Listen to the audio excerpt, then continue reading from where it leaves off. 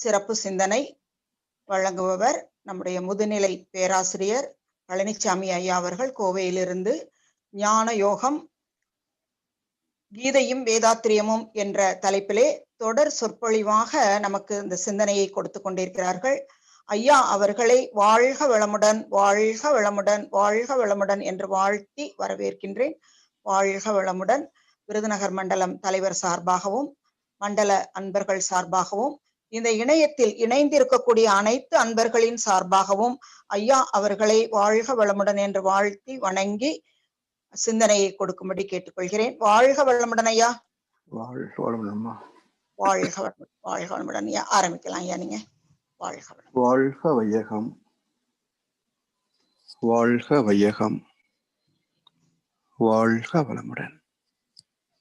குரு வாழ்க, குருவே துணை. சிந்தனையை உடல் நலத்தை சீரமைத்து உய்வித்த குருவே வாழ்க. வாழ்க வளமுடன், வாழ்க வளமுடன், வாழ்க வையகம்.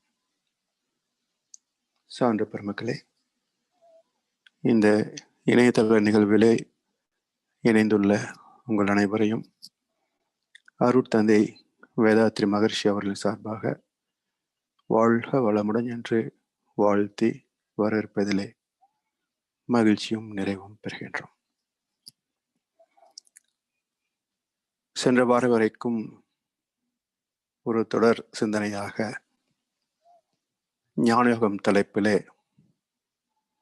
கீதையின் 2 அத்தியாயங்களை சிந்தனைக்கு எடுத்துக்கொண்டோம். ஞான கர்ம சந்நியாச யோகம் மற்றும் ஞான விஞ்ஞான யோகம். இன்றைக்கு மகாபாரதத்தில் இந்த ஞானயோகத்திற்கான குறிப்புகள் எங்கெல்லாம் கொடுக்கப்பட்டிருக்கின்றன என்பதை பற்றி சில கருத்துக்களை நாம் பகிர்ந்து கொள்ள இருக்கின்றோம். மனித வாழ்க்கை என்பதே உடலும் அறிவும் சார்ந்த வாழ்க்கை தான். உடல் தேவைகள் ஒரு பக்கம், அறிவின் பக்குவம் மறுபக்கம். இதுல எது நம்மை அதிகமாக ஈர்க்கிறது என்றால், உடல் தேவைகளே நம்மை அதிகமாக ஆளுமை செய்கின்றன. பெரும்பாலும் அறிவை அலட்சியப்படுத்தி விடுகிறோம். அது எப்படின்னா, குருட்சேத்திர யுத்தம் முடிவாகின்ற போது கண்ணனின் சகாயத்தை 2 பேர் விரும்பினாங்க. பாண்டவர்களும் விரும்பினாங்க, கௌரவர்களும் விரும்பினாங்க. கௌரவர்களின் பிரதிநிதியாக துரியோதனன் கிருஷ்ண பரமாத்மாவை சந்திப்பதற்காக அவருடைய அரண்மனைக்கு போறார். பாண்டவர் பிரதிநிதியாக அர்ஜுனன் அங்க போறான். இப்போ 2 பேரும் சந்தித்து பேசுகின்ற போது ஒரே கருத்து 2 பேர் சொல்றாங்களே. 2 பேரும் சகாயம்னா யாருக்கு செய்ய முடியும்? யாரோ ஒருத்தருக்கு தான் செய்ய முடியும். அப்போ கிருஷ்ண பரமாத்மா சொல்றாரு, நான் ஒரு பக்கம் ஆயுதம் எடுக்காமல் வெறும் சகாயத்தை மட்டுமே செய்யக்கூடியவனாக நான் ஒரு பக்கம், என்னுடைய சேனைகள் மறுபக்கம். இல்லை, யாருக்கு எது வேணுமோ நீங்க சொல்லுங்க. முதல் சாய்ஸ் அர்ஜுனனுக்கு. நான் இளையவன். உடனே அர்ஜுனன் சொன்னா, கிருஷ்ணா நீ எங்க பக்கம் இருந்தா போதும் என்றான். துரியோதனன் நினைச்சான், இவர் இழிச்சு வாயன், வெறும் கிருஷ்ண வச்சுட்டு என்ன போறான். அவனுடைய படைகள் உலக பிரசித்தி பெற்றவை, சர்வ வல்லமை மிக்க படைகள். சரி, பரவாயில்ல, நமக்கு லாபம் என்று படைகளை துரியோதனன் மகிழ்ச்சியோடு பெற்றுக்கொண்டான். இதுல என்ன கருத்து என்று சிந்தனை செய்து பாருங்க. இன்று வரைக்கும் என்றைக்கும் பொருந்தக்கூடிய மனித குலத்திற்கு பொதுவான ஒரு சத்தியம் இதுல மறைந்திருப்பதை கவனிக்கலாம். ஒன்று, இந்த உடல் சார்ந்த வாழ்க்கை வசதிகள் எல்லாமே இறைவனுடைய படைப்புகள் தானே. அப்ப இறைவன் தன்னை வேறுபடுத்திக் கொள்கின்றான். உனக்கு நான் வேணுமா, அல்லது என்னால் படைக்கப்பட்டவைகள் வேணுமா என்று வாழ்க்கை வசதிகள் ஒரு பக்கம் பிரிச்சிடறான், தன்னை ஒரு பக்கம் பிரித்துக் கொள்கின்றான். உனக்கு எது வேணும், சாய்ஸ் உன்னுடையது. எல்லாரும் எதை விரும்புகின்றோம் என்றால் வாழ்க்கை வசதிகளைத்தானே. அப்ப இறைவன் கிடைக்க மாட்டான். யார் இறைவனை கேட்கிறார்களோ அவர்களுக்கு இறைவன் தன்னை பூர்ணமாக அர்ப்பணித்து விடுவான். இதுதான் இன்று வரைக்கும் நடைபெறுகின்ற ஒரு அவலம். அப்ப யாருக்கு வெற்றிகரமான வாழ்க்கை அமையும் என்றால், இறைவனை சகாயமாக பெற்றவுடைய வாழ்க்கை நிறைவாக அமையும். மற்ற வாழ்க்கை எத்தனை செல்வங்களை பெற்றிருந்தாலும், சம்பத்துக்களை பெற்றிருந்தாலும் குறையுடைய வாழ்க்கையாகவே அமையும். அதனால வாழ்க்கை அனுபவங்கள் அனைத்தும் பொருள் சார்ந்திருக்கின்ற வரைக்கும் வாழ்ந்தேன் என்ற நிறைவு இருக்காது.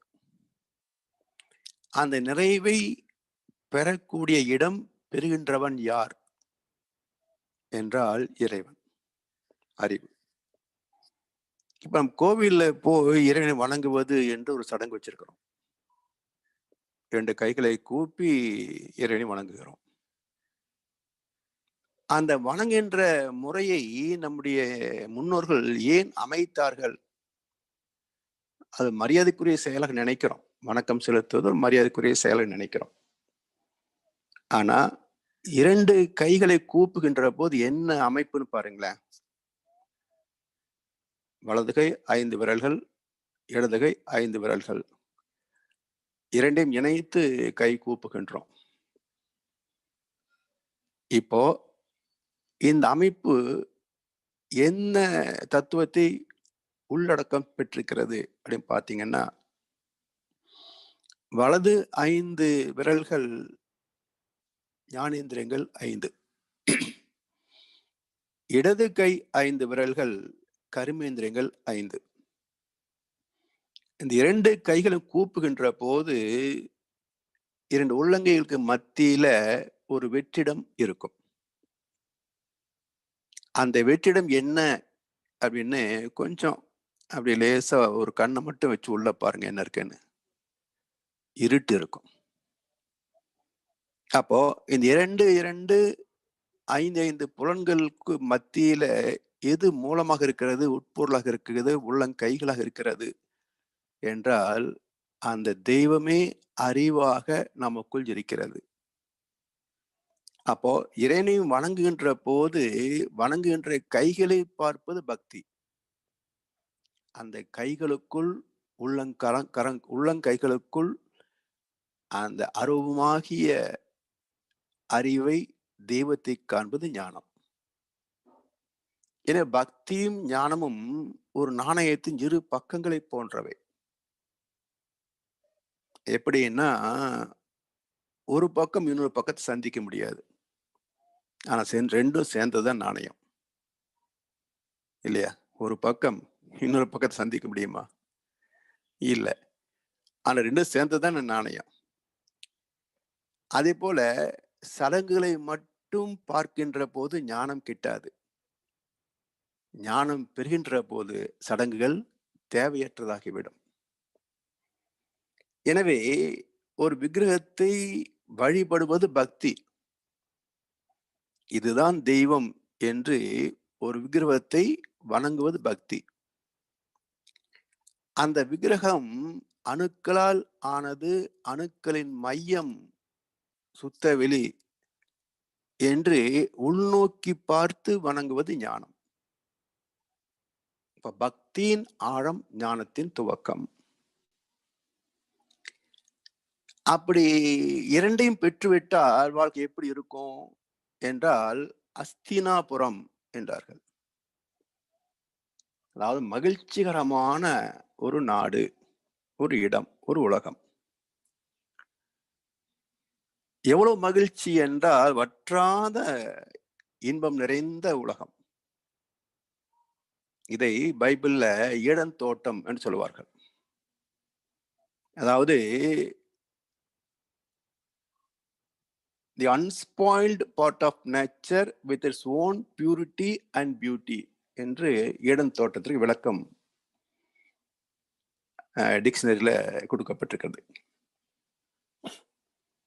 அதாவது தி unspoiled part of nature with its own purity and beauty. எந்த மாசு மறு இல்லாத அந்த சுத்த வெளியே எழுச்சி பெற்ற போது என்ன ஒரு அழகும் தூய்மையும் இருந்ததோ அது ஈடன். அதான் அஸ்தினாபுரம். இதுல குறிப்பு பாருங்க, ஹஸ்தினா என்றால் மகிழ்ச்சிகரமான இடம் என்று சொன்னேன். அதை கொஞ்சம் பின்னப்படுத்தி விட்டால் மகிழ்ச்சியே காணாத இடம் என்று பொருள்பட்டுவிடும். அஸ்தினா என்றால் மகிழ்ச்சி நிறைந்த துன்பம் கலவாத என்று பொருள். ஹஸ்தினா என்று பிரித்து விட்டால் மகிழ்ச்சியே இல்லாத இடம் என்று பொருள் வந்துடும். இன்பம் யாவுமே துன்பம் ஆகுமே, இதுதான் வாழ்வின் அனுபவமே ஒரு பழைய பாட்டு. இன்பத்தின் மறுபெயரம் துன்பமாயும் இரண்டும் அறிவின் அலைகளாயும் கண்டேன் என்பார் மகரிஷி. இது காரணம் என்ன? இன்பமான உலகம் பின்னப்பட்டதற்கு காரணம் என்ன? அதை ரெண்டா பிரித்தது காரணம். அத்வைதத்தை துவைதம் என்று இரண்டாக பிரித்தது காரணம். அஸ்தினாவா அப்படியே இருந்ததுன்னா நல்லா இருந்திருக்கும். அஸ்தினா என்று ரெண்டாக பிரித்ததனால் சிக்கல் வந்தது. சாமி சொல்லுவாங்க, ஏகம் இறைநிலை. அந்த ஏகத்தில் சந்து விழுந்ததால் ரெண்டாச்சு. அப்ப சந்து என்பது ஏகமாக இருப்பதை பிளவுபடுத்துவது, பிரித்து விடுவது, இரண்டாக்குவது சந்து. அதான் சந்து ஏகம் சந்தேகம் என்பார். இது சுத்தவெளியில் சந்து விழுந்ததால் அந்த சந்தேகம் சிவகலமாகவும் சக்திகலமாகவும் இரண்டுபட்டது. மனித மனதில் சந்தேகம் வந்தால் உறவுகள் இரண்டுபட்டுவிடும். எனவே ஒன்றை இரண்டாக்குவது சந்தேகம். அதுபோல இந்த ஹஸ்தினா என்பது ஹஸ்தினா என்று இரண்டாக பிளவுபட்டது. அந்த பிளவுபட்டதுக்கு காரணம் என்ன? பாண்டுடைய ஆட்சி இருந்த வரைக்கும், இன்னும் சொல்ல போனா துரியோதனன் பிறக்கின்ற வரைக்கும் அது ஹஸ்தினாபுரமாக இருந்தது. துரியோதனன் பிறந்த போது ஒன்றாக இருந்த அந்த மகிழ்ச்சி நிறைந்த இடத்திலே சந்து விழுந்தது. இவன் வளர வளர அந்த பிரிவு சைனா வால், சீன பெருஞ்சுவர் மாதிரி மிகப்பெரிய பிரிவினையாக்கி விட்டது. அப்போ இயல்பாக இருந்த இன்பங்கள் பிரிவுபட்டன, இன்ப துன்பங்களாக மாறின, துன்பங்களே மிகுந்து விட்டது வாழ்க்கையில். அதிலிருந்து விடுபடுவதற்கு என்ன வழி என்றால், ஞான மார்க்கத்தில அறிவை அறிந்த தெளிவோடு வாழ்வது. அப்ப ஆணவத்தை விட்டு விலக வேண்டும். எது இந்த பிரிவினைக்கு காரணமோ அதை நீக்குவது. அப்ப ஆணவத்தை விட்டு விலகுதால். அப்படி விலகி அஸ்தினாபுரத்தை விட்டு தனி ஒரு இடத்துக்கு வந்தாங்க. அது காண்டவ பிரஸ்தம் என்று பேர். காண்டவம்னா ஒரு வனம். அந்த வனத்தை அழித்து இந்திரபிரஸ்தமாக மாத்துறாங்க. அப்படி அழிக்கின்ற போது அந்த காண்டவ வனம் என்பது என்ன என்றால், அதில் பல ஜீவராசிகள் எல்லாம் அங்கிருந்து எல்லாமே அர்ஜுனுடைய அக்னி அஸ்திரத்தினால இருந்து சாம்பல் ஆயின. அதுல 2 பேர் தப்ப விரும்பினாங்க. ஒன்று மயன் என்ற அசுர தச்சன், இன்னொன்று பாம்பு.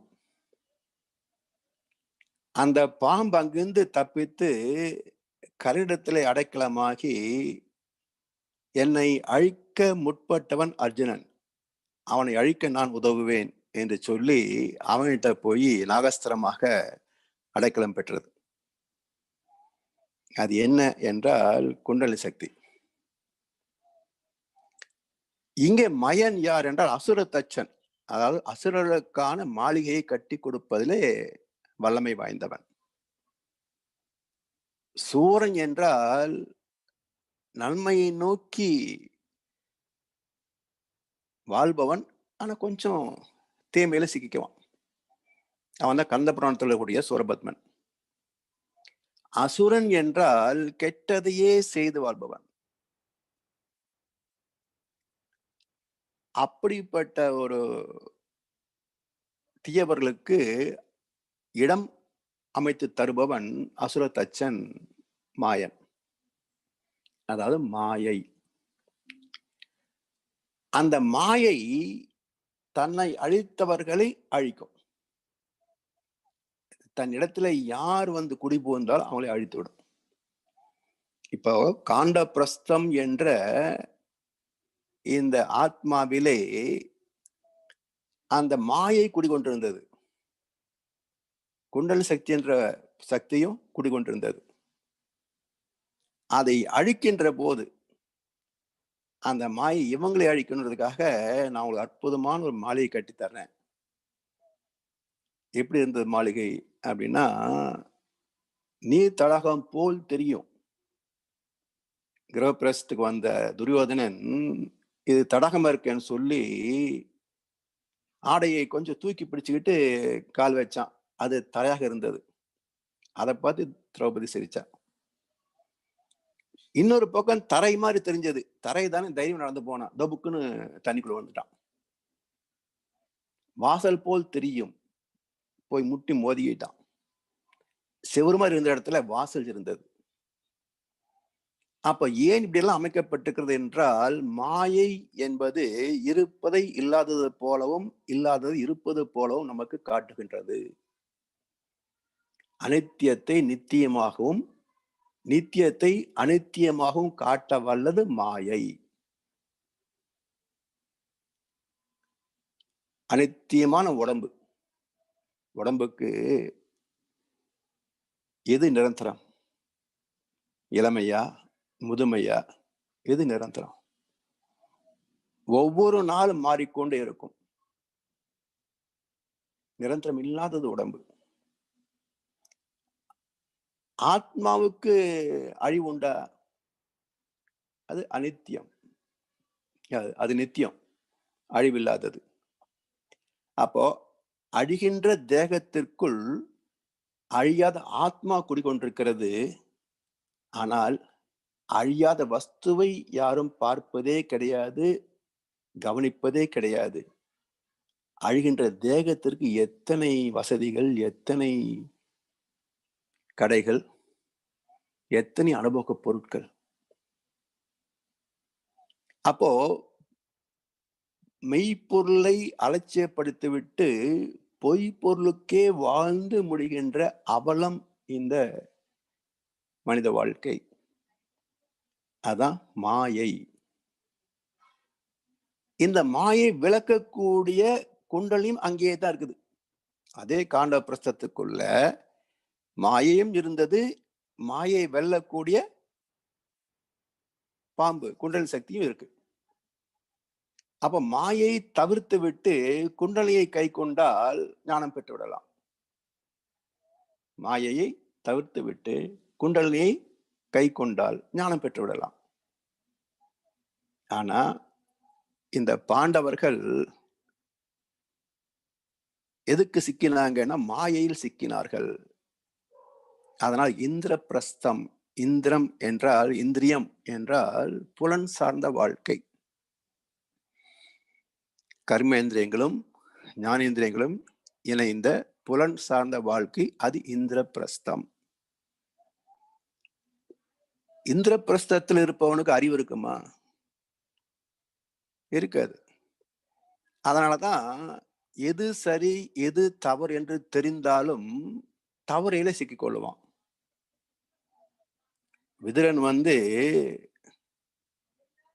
சூதாடுவதற்கு கூப்பிடுறாங்க அப்படின்னு சொல்லும் போது, இவன் என்ன தர்மம் பேசுறான்? இது தர்மபுத்திரன். அறிவு வேறு அழகாய் கொண்டு அறத்தொழில் புரிந்திடாமல் கலகம் ஆடவும் களவோ அப்படின்றான். அறிவை கொண்டு அற்புதமா வாழாமல் போய் யாராவது சூதாடுவாங்களா? இதை விட கல்லுணல் இனிதன்றேன்னா. என்ன, சூதாடுறதை விட கல்லுணல் இனிது அன்றேன்னா. ஏன்னா அவனுக்கு ஒரு கோட்டை அடிச்சா மப்பு படுத்துருவான். ஆனா சூதாட்டத்துல போனவனுக்கு மப்பு தீரவே தீராது. ஜெயிச்சாலும் மப்பு ஏறும், தோத்தாலும் மப்பு ஏறும். இவ்வளவு தரம் பேசானே தவிர அங்க போய் ஆடாம இருந்தானா? இதுதான் பலவீனமான தர்மம். தெரியும், ஆனா பின்பற்ற மாட்டோம். உடம்பு அனித்தியம் யாருக்கு தெரியாது? தெரியும், ஆனா ஆத்மா பற்றி கவலைப்பட மாட்டோம். பக்தி அரைகுறை தெரியும் எல்லாருக்கும், ஆனா ஞானத்தை பற்றி கவலைப்பட மாட்டோம். இதுதான் இந்திரபிரஸ்தம். இந்த மனித குலமே இந்திரபிரஸ்தம் தான். அதனாலதான் இந்த 5 பேருக்கும் ஒரு பத்தினி. இது எப்படி நீங்க கதைப்படி பாத்தீங்கன்னா ரொம்ப சிக்கலா தான் இருக்கும். அது தத்துவார்த்தமா ஞானத்தால் சிந்தித்தால் மிக அற்புதமான இதிகாசமாக பார்க்கலாம். அதாவது 5 புலன்கள், பாண்டவர்கள் என்பவர்கள் 5 புலன்கள். இந்த 5 புலன்களுக்கும் மூலமாகிய அனுபவங்கள் தாங்கிய ஒன்று, அது சக்தி, ஆத்மா, ஜீவாத்மா. அப்ப திரௌபதி என்பவள் ஜீவாத்மா. இந்த 5 பாண்டவர்களும் 5 புலன்கள். அதனால் இந்த 5 புலன்களுக்கும் ஆத்மா ஒன்றுதானே.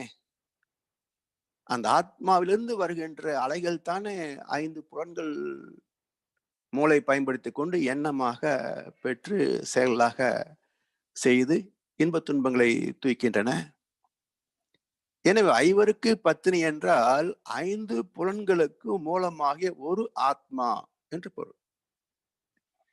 சரி, இந்த ஆத்மா எப்படி இருக்கிறது என்றால் தன் மூலமாகிய பரமாத்மாவை நோக்கி வாழணும். அதுக்கு என்ன பண்ணணும்? அந்த ஆத்மாவை தரிசிக்கணும். அதனால தான் சூதாட்டத்துல எல்லாவற்றையும் இழந்தார்கள். தங்களையே பகடை பொருளாக வைத்தும் இழந்தார்கள். திரௌபதியையும் வைத்திருந்தார்கள். திரௌபதி சபைக்கு எடுத்துட்டு வந்தாங்க. அவளை மானபங்கப்படுத்தணும் அப்படின்றதுக்காக நோக்கம். அவருடைய ஆடையை உரிந்து காட்டு என்ன துரியோதனன். இப்ப துரியோதனன் யாருன்னு பாருங்களேன். அவனுடைய தேர் கொடியில பாம்பு சின்னம் உண்டு. பாம்பு எந்த இடத்துல வந்தாலும் தத்துவத்துல அது குண்டல சக்தியை தான் குறிக்கும். தெய்வங்களுக்கு வாகனமாக அல்லது ஒரு துணை பொருளாக இருக்கும். முருகன் பக்கத்துல பாம்பு இருக்கும், சிவன் கழுத்துல பாம்பு இருக்கும், தட்சிணாமூர்த்தி உடம்பில் 5 பாம்புகள் இருக்கும், விநாயகர் பெருமானுடைய தொப்புள் சுற்றி பாம்பு இருக்கும். இப்படி எல்லா தெய்வங்களோடும் பாம்பு இணைந்திருக்கும். பைபிள்லையும் பாம்பு தான் எவரிடத்திலே அறிவுக்கினை புசிக்க தூண்டியது. அப்ப இந்து தத்துவத்திலேயும் கிறிஸ்தவ தத்துவத்திலேயும் பாம்பு என்பது குண்டல் சக்தியைத்தான் குறிப்பிடுகிறது. இப்போ துரியோதனன் அந்த குண்டலினி சக்தியாகிய பாம்பை தான் தன் குடியில் வைத்திருக்கின்றான் என்றால் இவன் யார்? ஆணவன் தான். ஆனால் அந்த ஆணவத்திடம் சிறைப்பட்ட ஆத்மா, விடுதலை விரும்புகின்ற ஆத்மா, ஆனா விடுதலை பெற முடியாத ஆத்மா. அவன் விருப்பம் இருக்கு, ஆனா முடியல. அதை எப்படி காட்டுறாங்க பாருங்களேன். இந்த 5 பாண்டவர்களிலே அவனுக்கு குறிப்பா 2 பேர் மேலதான் விரோதம் இருக்கும். நம்பர் 1 பீமன், அடுத்தது அர்ஜுனன். மத்த மேல இவனுக்கு பெருசா ஒண்ணும் பகை கிடையாது. இன்னும் சொல்ல போனா குருச்சேத்திர யுத்தத்திற்கு நாள் குறிப்பதற்கு சகாதேவனிடத்துல போய் தான் நாள் குறித்தான் துரியோதனன். சரி, இப்ப 2 பேர் மட்டும் ஏன் அப்படி ஜென்ம பகை என்றால், இவன் வாயு புத்திரன் பீமன், இந்திரன் புத்திரன் அர்ஜுனன். வாயு பிராணாயாமம், மூச்சு பயிற்சி, தியானத்திற்கு மூச்சடக்கம் தானே அந்த காலத்துல இருந்தது. இலைமுறை குண்டல் யோகம் சாமிஜி வந்த பிறகுதானே அறிமுகமாச்சு. வாசி யோகம் என்பது காற்றை முறைப்படுத்துவது தானே. பிராணயாமம் என்பது காற்றை முறைப்படுத்துவது தானே. எனவே வாயு புத்திரன் என்றால் மனதை அடக்குவதற்கான பயிற்சி, வாயு பயிற்சி. இந்திர புத்திரன் என்றால் இந்திரன் என்பவன் புலன்களுக்கு அதிபதி, ஆசா பாசங்களுக்கு உட்பட்ட மனம் சார்ந்த மனிதன். அப்போ நம்ம இத்தனை நாள் பயிற்சி பண்றோமே, எத்தனை நேரம் நாம் எண்ணமற்ற நிலையில தவம் செய்தோம்? இந்த மனசு எவ்வளவோ பயிற்சியில் செய்துட்டு இருக்கிறோம். சுத்தமா நம்ம கிட்ட ஆசையே இல்லையா? கோபமே இல்லையா? கவலையப்படுவது இல்லையா? இருக்குதானே?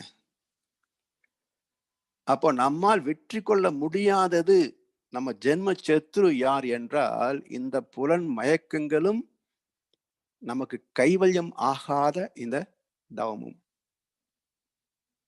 அந்த 2 பேர் தான் சத்ரு. அதற்கு மூச்சு பயிற்சி வேற யாரும் செய்ய முடியாது, நம்ம தான் செஞ்சாகணும்.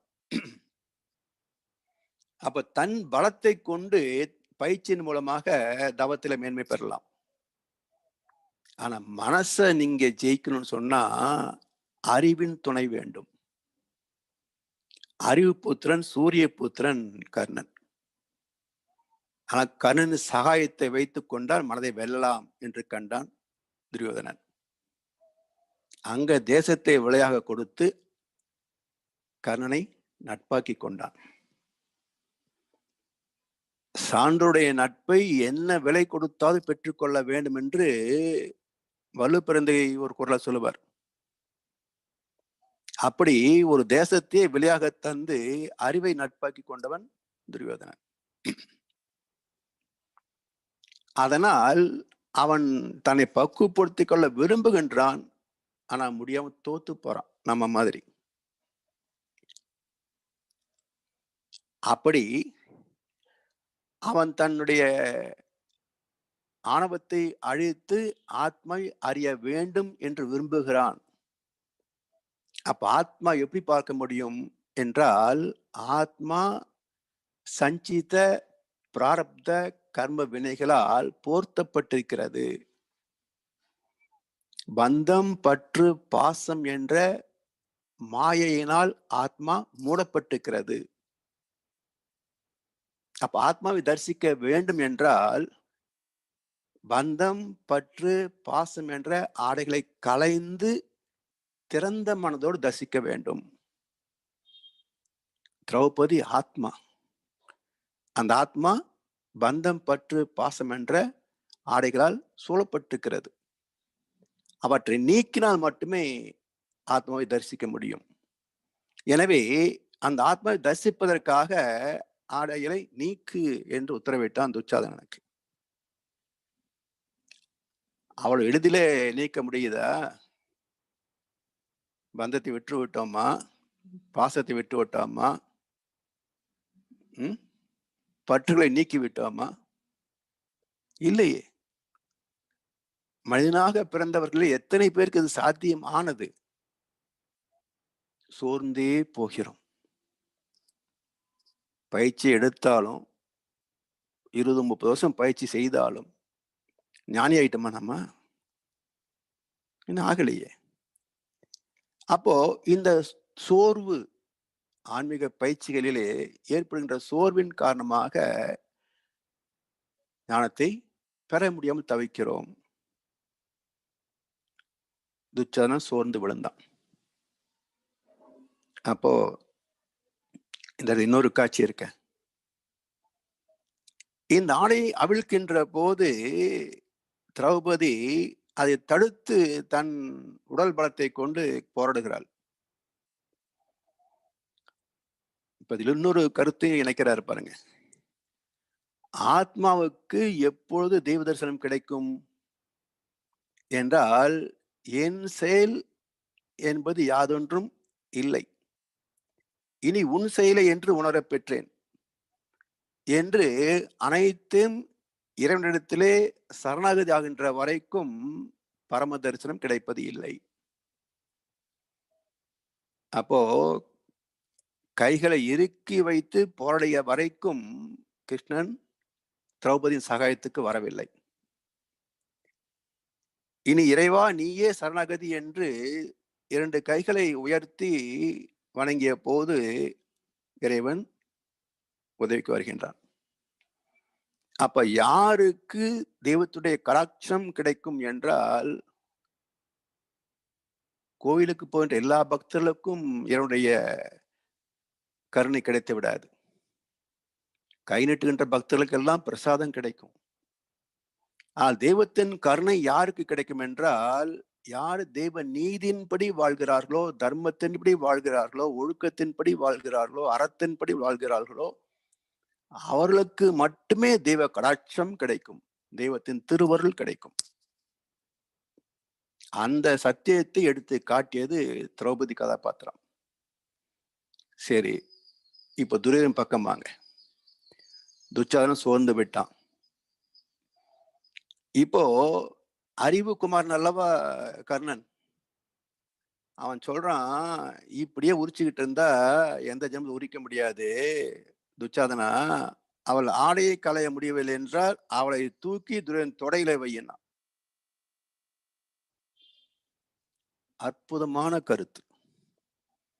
அதுல என்ன இருக்கு பாருங்களேன்.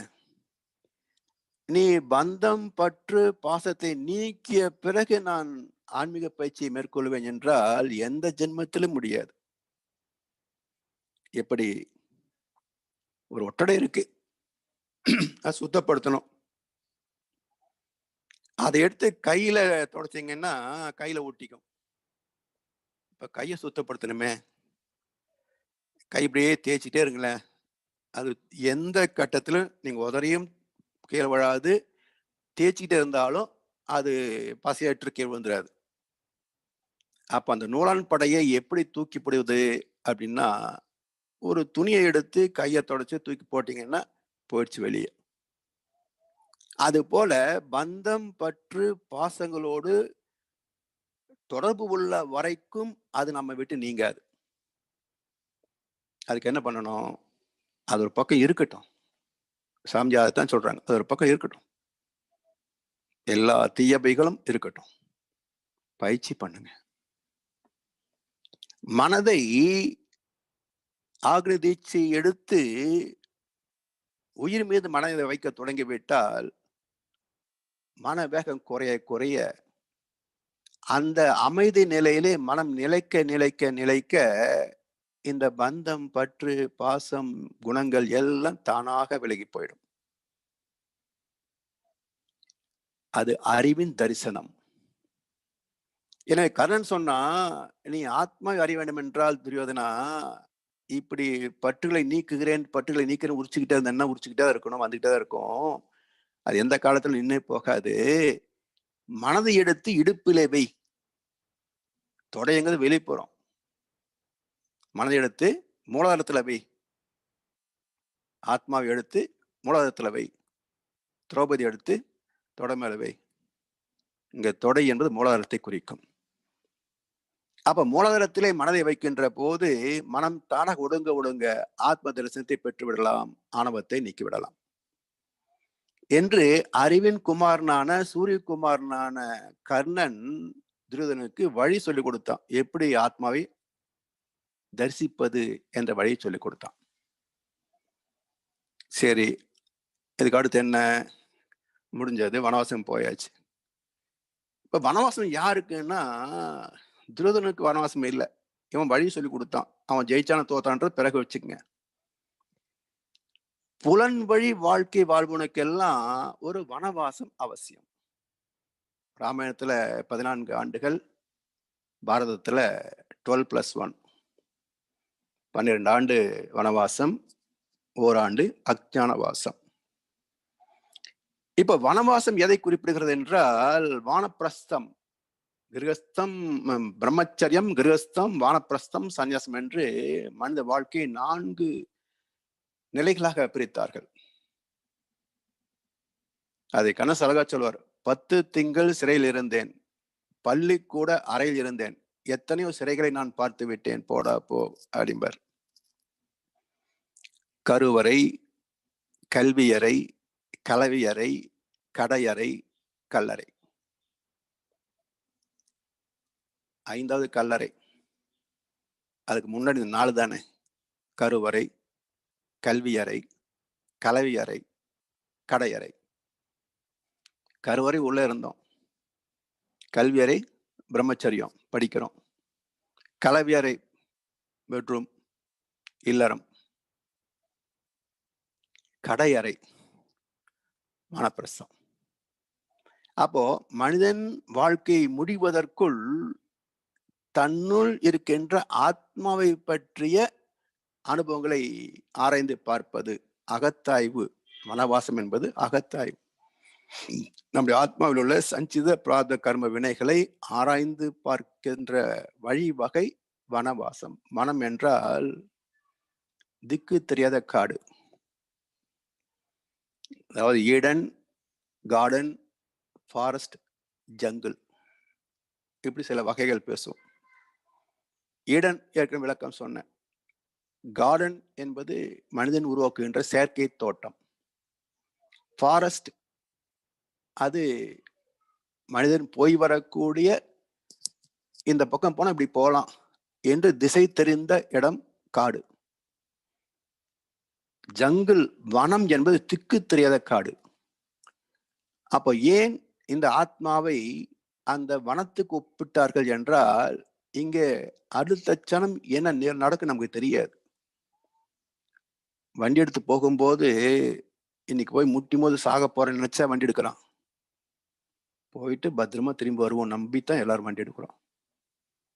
அந்த விபத்து நடப்பதற்கு ஒரு சனம் முன்னாடி வரைக்கும் வண்டி எப்படி இருந்தது, ஓட்டம் எப்படி இருந்தா, அந்த ஃபிராக்ஷன் ஆஃப் செகண்ட்ல அடுத்த துகள் வினாடியில எத்தனை மாற்றம், உடம்பு என்னாச்சு, வண்டி என்னாச்சு, இது தெரியுமா முன்னாடியே நமக்கு? இதுதான் வனம். அடுத்த துகள் வினாடியில் கூட என்ன நிகழும் என்று அறிய முடியாத, திக்கு திசை தெரியாத ஒரு காடு இந்த ஆத்மா. அது வானப்பிரஸ்தம். அது என்ன இருக்கு, எப்படி இருக்கு, ஏன் வந்தது என்று ஆத்மாவை பற்றிய ரிசர்ச், ஆராய்ச்சி செய்கின்ற இடம் வானப்பிரஸ்தம். அப்படி தெளிவது எது? 12 வருஷம் அது முடிந்த பிறகு எல்லாம் இறைநிலையே, பரமாத்மாவே பரிணாமத்தில் ஜீவாத்மாவாக வந்து இருக்கிறது. வந்த வழியில் பெற்ற அனுபவங்கள் இங்கே மாயையாக, சஞ்சித பிரார்த்த கர்ம வினைகளாக அடக்கம் பெற்றிருக்கிறது. இதை கழித்து விட்டால் மீண்டும் தெய்வமாகிறோம். அப்ப தெய்வத்திற்கு நான் என்ற உணர்வு இல்லை. பரமாத்மாவுக்கு அது எக்ஸ்ட்ரா சென்சரி பர்செப்ஷன், அனைத்தையும் அறியும். ஆனால் நான் அறிந்தேன் என்று சொல்வதற்கு அங்கே மையம் இல்லை. அதனால் அறியுமே தவிர அறிந்தேன் என்று தன்னை தனிமைப்படுத்திக் கொள்ள முடியாது. ஆனா ஜீவாத்மாவுக்கு மையம் இருப்பதனால அறிகிறது, அறிந்தது எல்லாவற்றையும் பதிந்தும் கொள்ளுகிறது. எனவே இந்த ஜீவாத்மா பரமாத்மாவோடு இணைந்து விட்டால் நான் அற்று போகிறது. அந்த நான் அற்ற நிலைதான் அஞ்ஞான வாசம், தன்னை மறந்த வாசம். தான் யார் என்று அடையாளம் தெரியாதபடி மறைந்து போன நிலை. எல்லாம் மற என இழந்த நலம் சொல்லாய் முருகா சுரபுபதி என்று அருணகிரியார் கேட்டாரு. அது போன்ற நிலை அஞ்ஞான வாசம். அந்த அஞ்ஞான வாசல் தேர்ந்தால்தான் குருச்சேத்திர யுத்தத்தில் வெல்ல முடியும். இந்த வாழ்க்கை போராட்டத்துல எப்படி ஜெயிக்க முடியும் என்றால், நான் அல்ல இறைவா, என் செயல் என்பதெல்லாம் உன் செயலே என்று ஊட்டுவிக்கின்றாய் உண்ணுகின்றேன், உறங்காத என்னை ஆட்டுவிக்கின்றாய் ஆடுகின்றேன், அந்தோ இச்சிறிய நாள் ஆவதுதான் என்னே என்றார் வள்ளல் பெருமான். அது மாதிரி அனைத்தையும் அர்ப்பணித்த நிலை இருந்தால் மட்டுமே இந்த வாழ்க்கை போராட்டத்தில் மனிதன் ஜெயிக்க முடியும்.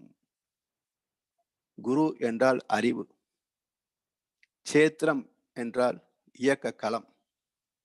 குருச்சேத்திரம் என்பது அறிவின் இயக்க களம். இந்த பிரபஞ்சம், இந்த உடம்பு குருச்சேத்திரம். இதுல நடைபெறுகின்ற யுத்தம் என்பது பழக்கத்திற்கும் விளக்கத்திற்கும் இடையே நடக்கின்ற யுத்தம். ஜீவாத்மாவுக்கும் பரமாத்மாவுக்கும் இடையே நடக்கின்ற யுத்தம். மனசுக்கும் அறிவுக்கும் இடையே நடக்கின்ற யுத்தம். இது ஒவ்வொரு மனிதனுக்குள் நடைபெறுகின்ற தொடர் யுத்தம், குருச்சேத்திரம், ஜிஹாத் போராட்டம். அப்படி இந்த வனவாசத்தில் இருக்கிற காலத்துல ஒரு அருமையான ஒரு நிகழ்ச்சி சொல்றான் பாருங்க. அதாவது ஒரு நாள் காட்டு வழி வந்துட்டு இருக்க போது ஒரு பெரிய நெல்லி மரம், அதுல ஒரே ஒரு நெல்லிக்கனி மட்டும் காய்த்திருந்தது. திரௌபதி அந்த நெல்லிக்கனி வேண்டும் என்று ஆசைப்பட்டாள். உடனே அர்ஜுனன் அம்பை எடுத்தான், நெல்லிக்கனி கையில் விழுந்தது. இதை கண்டவர்கள் அங்க அருகில் இருந்தவர்கள்லாம் வந்து, ஐயோ என்ன இந்த காரியம் பண்ணிட்டீங்களே, இது அமித்ர மகரிஷியுடைய உணவுக்கான நெல்லிக்கனி. அவர் இங்கதான் தவம் பண்ணிட்டு இருப்பார் எப்பவுமே. 12 ஆண்டுகள் தவம் முடித்து ஒரு நாள் அதுக்கு ஓய்வு பெற்று நீராடி வந்து இந்த நெல்லிக்கனி கை நீட்டுவாரு. அந்த கனி தானாக வந்தவருடைய கையில விழும். அதை சாப்பிடுவார், மறுபடியும் தியானத்துல உட்கார்ந்துருவார்.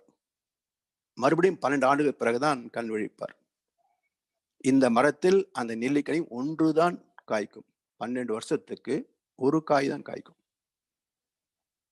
அதை அறுத்து விட்டால் சாப்பிட மாட்டார். இவ 12 ஆண்டுகளுக்கு பிறகு சாப்பிடக்கூடிய உணவை நீங்க இப்படி பறிச்சிட்டீங்களே, இந்த பாவத்துக்கு என்ன பிராயச்சித்தம்? உடனே இப்ப மறுபடியும் பழத்தை மேல ஒட்டினா தானே தப்பிக்க முடியும் பாவத்துல இருந்து. சரி, யார் சகாயம் பண்ணுவாங்க? கிருஷ்ண பரமாத்மா. உன்னை கிருஷ்ணன் நினைத்தாங்க, கிருஷ்ணன் வந்தாரி, பிரச்சனை எது? மீண்டும் இந்த கனி முனிவர் குளிச்சு முடிச்சு வர்றதுக்குள்ள இந்த நெல்லிக்கனி மறுபடியும் மரத்துல போய் ஒட்டணும். இந்த நிகழ்ச்சி வியாச பாரத்தில் கிடையாது, வில்லி பாரத்தில் மட்டுமே இணைத்திருக்கிறார். ஏன்னா வில்லிபுத்திர ஆழ்வார் மிகச்சிறந்த ஞானி. எவ்வளவு அற்புதமான ஒரு கருத்தை இதுக்குள்ள வச்சிருக்கிறார்ன்றத நாம் பார்க்கணும். எப்படி ஞான மார்க்கத்தினுடைய கிளைகள் மனித வாழ்க்கையின் எல்லா அம்சங்களிலும் பரவி கிடக்கிறது. எங்கே தொட்டால் ஞானத்துக்கு தான் போகும். அதுக்காக இந்த சிந்தனை இன்னைக்கு எடுத்திருக்கிறோம். இப்போ கிருஷ்ண பரமாத்மா வந்தாரு. சரி, இது மேல ஒட்ட வச்சிடலாம், ஒண்ணு செய்யணுமே. எல்லாரும் அவரவர் மனதில, ஆள் மனசுல ஒரு எண்ணம் இருக்கும் பாருங்க, அதை வெளிப்படுத்துங்க.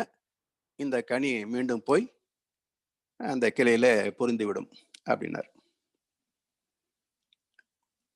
உடனே ஒவ்வொருத்தரும் அவருடைய கருத்தை சொல்றாங்க. நான் அப்படியே அந்த பாரத்துல இருந்து அந்த கருத்தை படிக்கிறேன் பாருங்க. முதல்ல தர்மனிடத்துல கேட்கிறார், உன்னுடைய ஆள் மனசு என்ன இருக்குது, அதை நீ சொல்லு அப்படின்றாரு. தர்மன் சொல்றான்,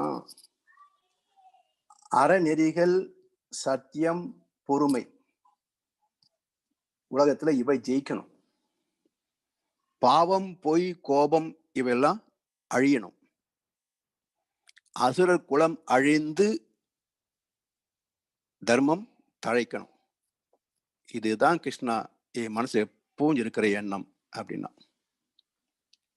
அவன் சொல்லி முடித்த உடனே கீழே வைக்கப்பட்டிருந்த கனி மேல போக ஆரம்பிச்சது. அடுத்து பீமன் சொன்னான், பிறர் மனைவியை என் தாய் போல் நேசிப்பேன். பிறர் பொருளை கனவிலே கூட நான் தொடமாட்டேன். யாரையும் பழித்து பேசவும் மாட்டேன். மற்றவனுடைய கஷ்டம் என் கஷ்டம் மாதிரி, அதுக்கு ஏதாவது முடியுமான உதவி செய்வேன். கனி இன்னும் கொஞ்சம் மேல போச்சு. அர்ஜுனன் சொன்னான், இந்த உலக வாழ்க்கை என்பது புகழுக்கும் இகழுக்கும் பந்தப்பட்டது. மாயையை சிக்கி இகழ்ச்சிக்கு ஆட்படுவது இயல்பு. ஆனா வைராகியத்தோடு புகழ் பெறுவது சிறப்பு. எனவே நற்குடி, பண்பு, சிறப்பு, புகழ் இவற்றோடு வாழ வேண்டும் என்பதுதான் என்னுடைய கருத்து. கனி இன்னும் கொஞ்சம் மேல போச்சு. நகுலன் சொன்னான், இந்த பூமியிலே பொருள் படைத்தவனுக்கும் அதிகாரம் படைத்தவனுக்கும் செல்வாக்கு அதிகம். நானும் பல சமயங்கள்ல அவனை வணங்க வேண்டிய சூழ்நிலை வந்து விடுகிறது. ஆனா யாரை நான் ஆத்மார்த்தமாக மதிக்கிறேன் என்றால், எங்கே அறிவில் சிறந்திருக்கின்றார்களோ அந்த சான்றோனையே நான் மதிப்புக்குரியவனாக நினைக்கிறேன். பொருளையோ பதவியோ நான் மதிப்பது இல்லை என்றான். கனி இன்னும் கொஞ்சம் மேல போச்சு. சகாதேவன் சொன்னான், கிருஷ்ணா, இந்த உடம்பு, சொந்தம், பந்தம், அம்மா, அப்பா, மனைவி, இதெல்லாம் மாயை.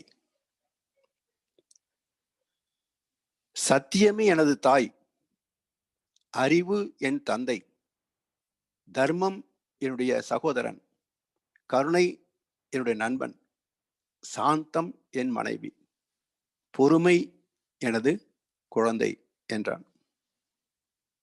கனி இன்னும் கொஞ்சம் மேல போச்சு. இப்போ திரௌபதி சொல்றா பாருங்க, இந்த கான்செப்ட், இந்த நிகழ்ச்சியை வில்லி பாரதத்துல இணைத்ததற்கான கருப்பொருள் இதுதான். திரௌபதி சொல்றா பாருங்க, ஐம்புலன்களும் போல் ஐவரும் பதிகளாகவும் இன்னும் வேறொருவன் எம்பெரும் கொழுன் ஆவதற்கு உருகும் இறைவனை எனது பெருதியம்னா. இதுக்கு என்ன அர்த்தம்னா, மெய்வாய் கண்மூக்கு செவி என்ற ஐம்புலன்களே இந்த பாண்டவர்கள்.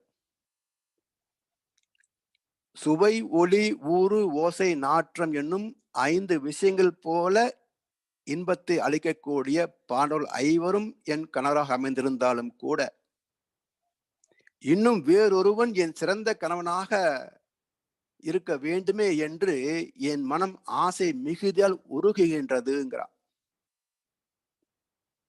பாருங்களேன், 5 புருஷன் இருந்தும் இவர்களை விட சிறந்த கணவன் ஒருவன் எனக்கு இருந்தா நல்லா இருக்குமே எனக்கு தோணுதுன்றான். இது இப்படியே பார்த்தீங்கன்னா எவ்வளவு அபத்தமா இருக்குது. இதற்குள் இருக்கின்ற ஞானத்தை பாருங்க, அற்புதம் தெரியும். அதாவது ஏற்கனவே சொன்னது போல 5 புலன்களுக்கு ஓமானம் பாண்டவர்கள். திரௌபதி ஜீவாத்மா.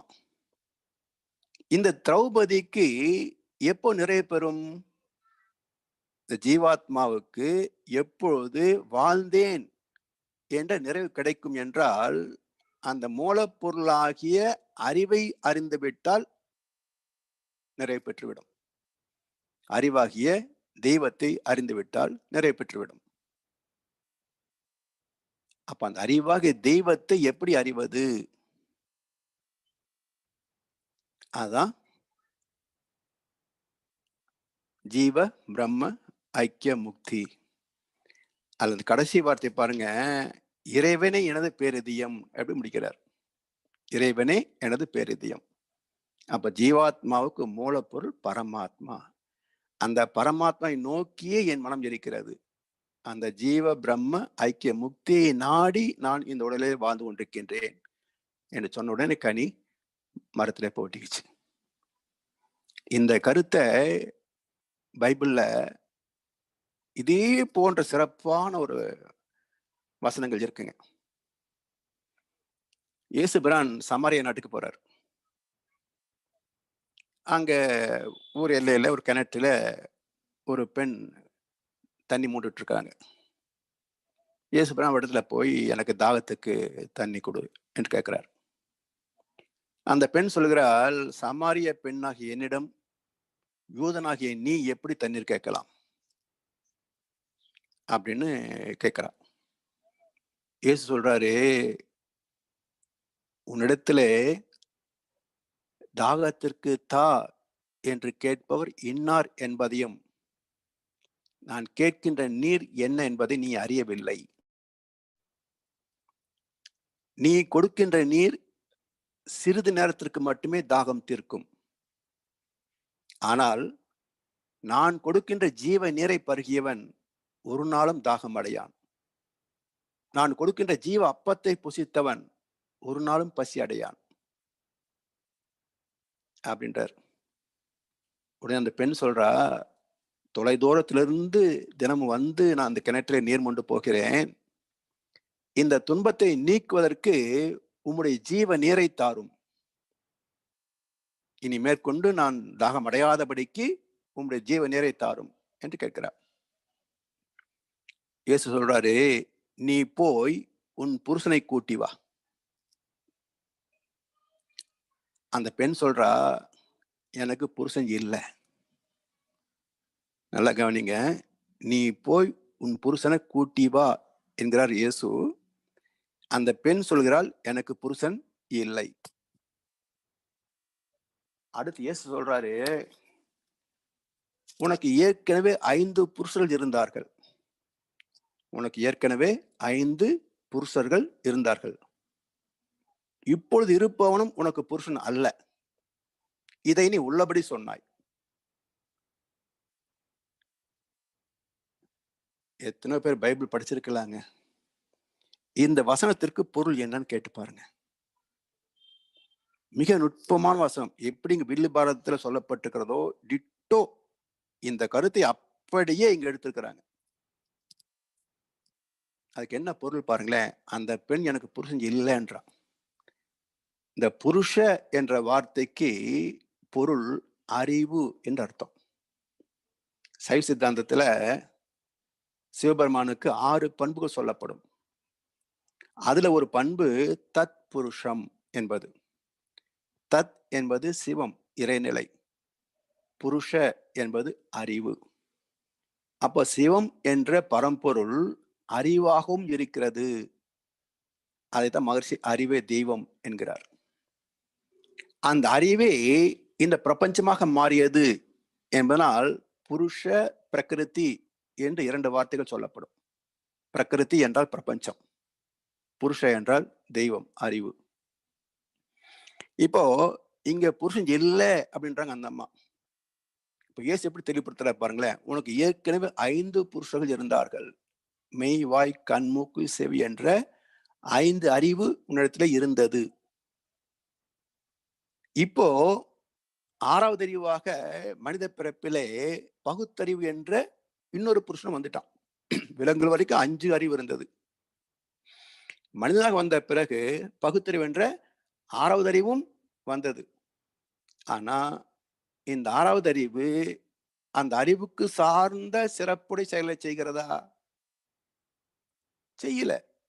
அது பாட்டுக்கு புலன் சார்ந்த இன்பங்களை மேய்ந்து கொண்டிருக்கிறதே தவிர, அறிவு தன் மூலமாகிய பேரறிவை நோக்கி சிந்திக்கிறதா என்றால் இல்லை. அப்போ இந்த அறிவு இருந்த என்ன, இல்லாட்டி என்ன? அதாவது மனித பிறப்பின் நோக்கம் பரம்பொருளை அறிவது. பிறர்க்கரிய பிறவி பெற்ற பிறகு பரம்பொருளை அறியவில்லை என்றால் அவன் வீணே பிறந்தவனாகிறான் என்கிறார் ராமகிருஷ்ண பரமஹம்சர். அப்ப அறிவை அறியவில்லை என்றால் அந்த அறிவுக்கு சிறப்பு என்ன? அதான் இயேசு சொல்றார், உனக்கு ஏற்கனவே 5 அறிவு இருந்தது, இப்ப 6வது அறிவு என்ற வகையில மனிதனாக வந்திருக்கிறது. ஆனாலும் அந்த அறிவு பேரறிவை நோக்கி சிந்திக்கவில்லை. எனவே அறிவு இல்லை என்பதை நீ உண்மையாகத்தான் சொன்னாய், சத்தியமாகத்தான் சொன்னாய். எனவே புருஷன் இல்லை என்று சொன்னது சரிதான் அப்படிங்கிற இயேசு. அப்படி 6வது அறிவை பயன் கொண்டால் மட்டுமே அந்த பேரறிவாகிய தெய்வத்தை அறிய முடியும் என்பது அனுபவத்தில் கண்ட ஞானிகளின் விளக்கம்.